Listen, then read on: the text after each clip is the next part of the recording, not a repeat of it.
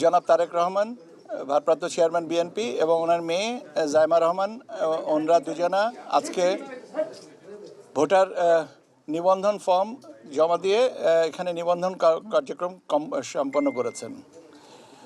Voter তালিকা আইন 2009-এর 15 ধারা অনুযায়ী কমিশনের এখতিয়ার আছে যে কোনো প্রাপ্তবয়স্ক বা ভোটার হওয়ার সক্ষম ব্যক্তিকে ভোটার করতে পারেন, এবং সেই বিবেচনায় ওনারা ঢাকা 19 এই ওয়ার্ডের ভোটার তালিকায় নিবন্ধন হয়েছেন। ঢাকা ওয়ার্ড হচ্ছে 19, আসনেরটা 17 হতে পারে। এটা আমাদের কাছে এখন 19 আর কি, যে মুহূর্তে যেতটুকু। এটা আজকে নিবন্ধন প্রক্রিয়া যেটা আছে সেটা আমাদের বলা হয় যে ফর্ম 2।